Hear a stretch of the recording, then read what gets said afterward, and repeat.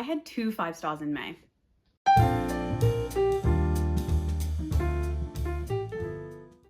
Welcome back, book besties, to Unsolicited Book Reviews. My name is Abby and I give unsolicited book opinions on the internet. It's the end of the month, which means it is time to look back at the amazing books that I read in the month of May and look ahead to the potential books I will be reading in June. May was my best reading month so far of 2026. Compared to the great reading slump of February, I am riding high. I am having the time of my life. So this month, I read 6 books. 6 whole books. And I don't want to brag, but 2 of them were from my May TBR. Who is she? I told you that I was doing better, and I'm trying. I'm really trying. So for my May TBR, I actually chose 4 books, and I read 2 of them, which is 50%, which is a pass. So I'm going to take that win. Let me give you a quick rundown as to the books that I read in May. Of the 6 books that I read, there were 1 lit fic, 1 classic, 2 mystery thrillers, 1 romantasy, and 1 nonfiction. Talk about variety being the spice of life. So the first book that I read in the month of May was Yesteryear by Caro Claire Burke. What a book. What a book. I'm not going to go too far into it because I did dedicate pretty much an entire video this month to Yesteryear by Caro Claire Burke, so I'm not going to repeat myself. But this was such a surprise 5-star for me. I had no intentions of reading this book. I just decided to pick it up, and what a decision that was. 5 stars, incredible. I couldn't put it down. It was all I could think about. I read it over 3 or 4 days and it consumed me. For 3 or 4 days, I couldn't think of anything else. And I'm now recommending it to everyone, including you. Yesteryear. Highly recommend. This has had its time on the internet, but in case you missed it, Yesteryear follows a trad wife influencer called Natalie Heller Mills. And she is just living her life being a very successful trad wife influencer. And then one day, whammo, wakes up in 1855 and has to be a traditional wife. Chaos. Suspense. My heart was pounding. I didn't know what was going on. Every time I would pick up this book, I would say, what the heck is going on? That was my entire psyche during that reading experience. I was just like, I don't understand. And then the ending, I don't say I didn't warn you, okay? The ending, wild, incredible book. I will be thinking about it for a long time. Highly recommend. Moving on. Next, I did my annual reread of Pride and Prejudice, so I won't spend too long on this one either. I decided to read this on audio this year. Great decision. It was like having a period drama in my brain as I was out in the world. Was I squealing in public when things happened? Yes. Am I concerned about it? No. 5 stars. I will recommend it till I am blue in the face. And I have a video idea coming up connected to Pride and Prejudice. That's all I'm going to say. I dropped a little teaser right there. That's all I'm going to say. Little sprinkle. Moving on. So those were the 2 5 stars that I had in May. But did I really have any duds in the month of May? No, I didn't even have a DNF in the month of May. Who am I? What have I become? It's as if summer came and suddenly I'm a new person. The next book that I read was The Man Who Died Twice by Richard Osman. The Thursday Murder Club series is just so good. It's so good, and this was on my May TBR. I don't want to brag. Richard Osman never disappoints. I know every time I pick up one of his books that I am going to have a grand old time. And he is quickly becoming an automatic buy author for me. I've read 2 of his books now, and I've just had a great time every time. And I think there's 5 books in the Thursday Murder Club series so far, and he has another one that recently came out called We Solve Murders, and I want to read that too. So I'm just going to buy all his books. That's essentially what I'm saying. So the Thursday Murder Club follows 4 UK pensioners who live in a very swanky retirement village in some area of the countryside of the UK. And every Thursday they get together and they try to solve cold cases, cold cases for murder. The murders are cold. Well, they're trying to solve cold cases, okay? So in this installment of the Thursday Murder Club, a man from Elizabeth's past pops up out of the blue, resulting in murder, stolen diamonds, and the mob. Like, what more could you want? And this resulted in the most twisty installment of this yet. This was a 4-star for me, a really solid book. I will be reading more of them, and I highly recommend. It's a great sort of buffer. I'm not going to say like a filler because that's not true, but it's definitely a great buffer book where it's not going to be like super intense or dark. Like, you will be laughing and giggling and going like, oh my gosh, throughout this book, and you're going to have a good time. So if you've just read something with really intense language like Pride and Prejudice, or something that really made your head spin like Yesteryear, or you've just come off of a really intense like epic fantasy with a lot of world building and lore, these sorts of books are great to just like take a breath, enjoy yourself, and then diving back into the ridiculousness of whatever series you're in the middle of. The 4th book that I read in the month of May was Catch and Kill by Ronan Farrow. Oh my goodness. Oh my goodness. This was the nonfiction that I read this month, which brings me to 2 so far this year. My goal is 3. So we're making good progress. There were so many times when I was reading this book that I forgot that it was a nonfiction.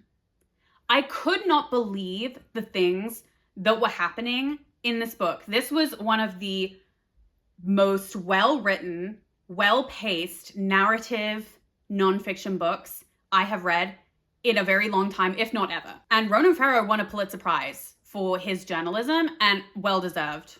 Well-deserved, because the things that this man went through in order to get the story out there was mind-boggling. Was I surprised?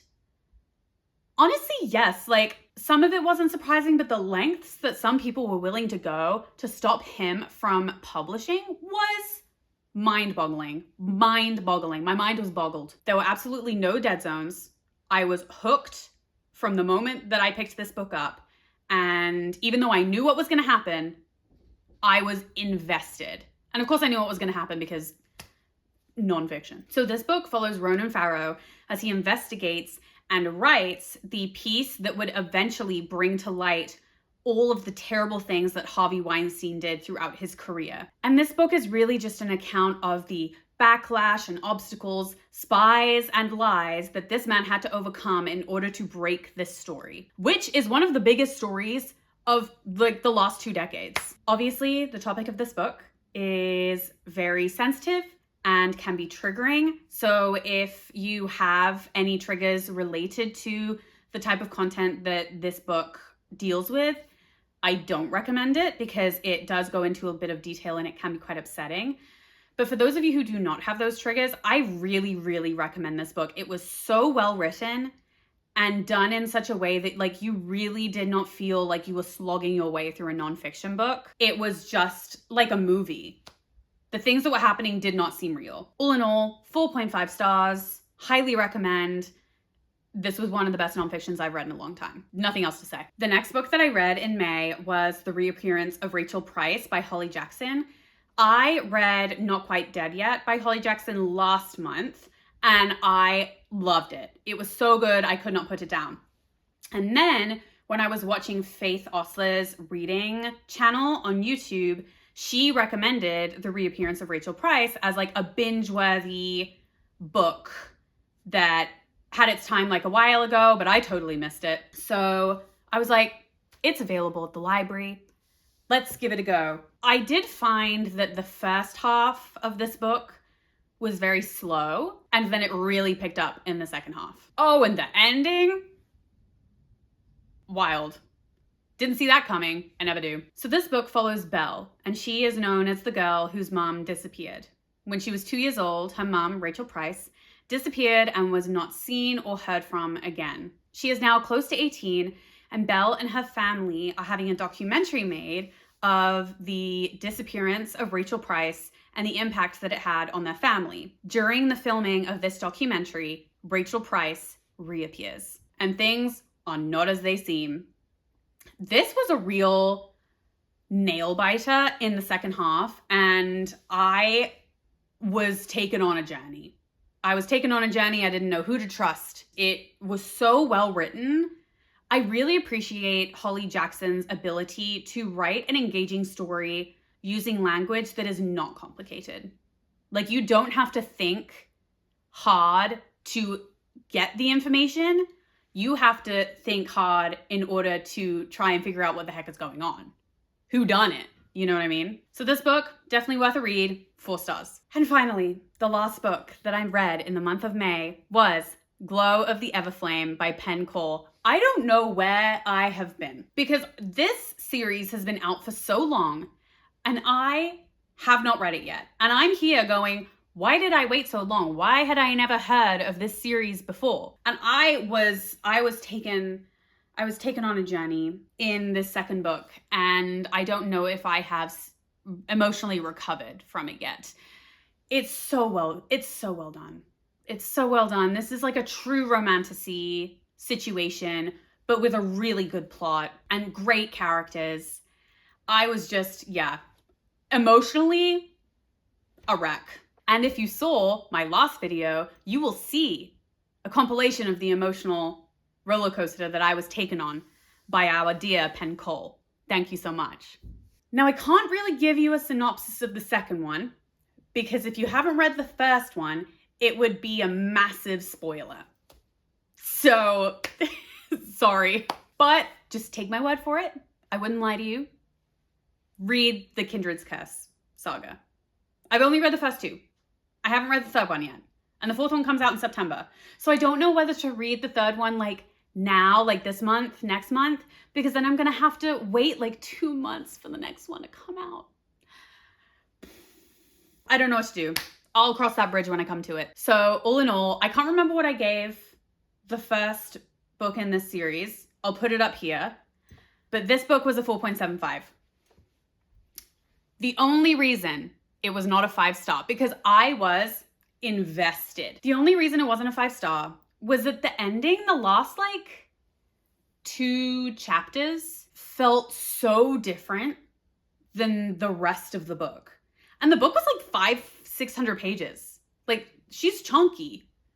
And then the last 2 chapters, I was just sort of like, this feels just like slapped on the end, slapped and shipped. You know what I mean? I don't know. I think maybe it was just the pacing was so different than the rest of the book that I felt as if I had been going on a roller coaster, and then like, you know, when you go like back into the tunnel to like get off and you suddenly have like that stop and you kind of get whiplash a little bit. That's what it felt like to me, but maybe that's just a me problem. 4.75. I still absolutely adore this series, and I will be reading the next 2 at some point. So those are the books that I read in the month of May. May personally was a really difficult month for me. So I am so glad that I had these books to just like fill my cup and give me an escape, force me to slow down and just enjoy a hobby that I feel so blessed to have. I'm so thankful for reading. I'm so thankful for being able to read. I'm so thankful for the institutions that allow me to read, like my library, support your local library, and local bookstores. I am just so thankful to be a part of this community and just the joy that it brings. And now to the TBR. Please hold while I get the jar. Okay, and I don't care. I don't care whether a meteor hits Earth. I am going to finish this TBR this month, okay? I got 50% last time, and I'm only picking 3 for the month of June, and I do have a vacation planned for this month, so I should have time to read. Come hell or high water, I am finishing this TBR. I can't keep letting you guys down. Okay, what is this? A female author. Oh. Okay, I actually know which book I'm going to do for this because I just started Don't Try to Find Me by Holly Brown. It's upstairs. I don't have it on my shelves. It's a book that I own. It's from my physical TBR, and I think I'm really gonna like it. So that's gonna be my first pick for the month of June is Don't Try to Find Me by Holly Brown.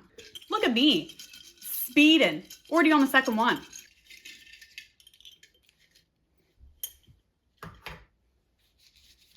Okay. Oh, Less than 300 pages. Okay, less than 300 pages. I actually don't think I have that many options. I'll be back. I have one that's less than 300 pages, but this book scares me, okay? I Who Have Never Known Men by Jacqueline Hartman. I'm scared, okay? I've heard that this is like emotional and intense and could make you kind of depressed. And we're just going into summer. We're just going into summer. What am I doing? Hold on. Let me see if there's anything else. Nope. You know what? What doesn't kill you makes you stronger. I'm going to do it.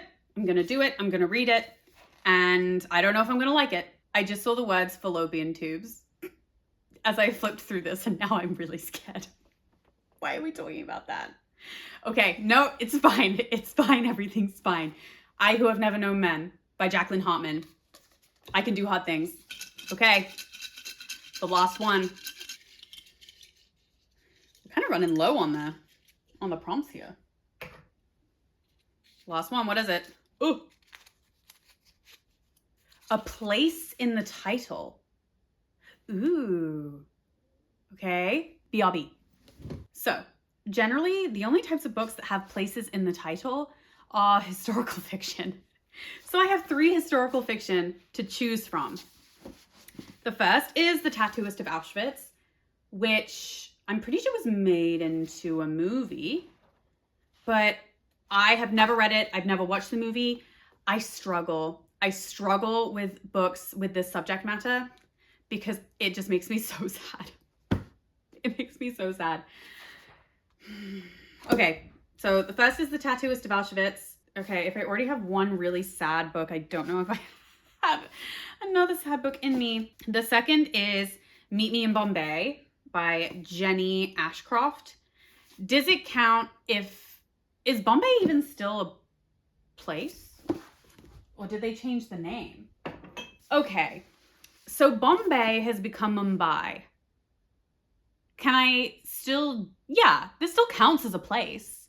It's just a place that now has a different name. And this is a historical fiction romance, I believe. We follow Madeline and Luke, and they meet right before World War I in 1913 in Bombay. And it says, but while Maddie and Luke are falling in love, the world is falling apart. World War I is on the horizon, and Luke will be given no choice but to fight. They will be continents apart, separated by danger and devastating loss, but bound by Luke's promise that they will meet again in Bombay. The writing in this book is tiny. Golly. So that's option number 2. And then option number 3 is The Postmistress of Paris.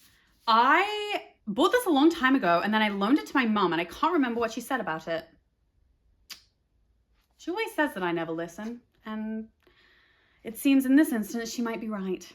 What is with these books and having tiny fonts? Golly. Stop. There's a dog in this book. Okay, so we are following Nene, who is in Paris when the Germans take over.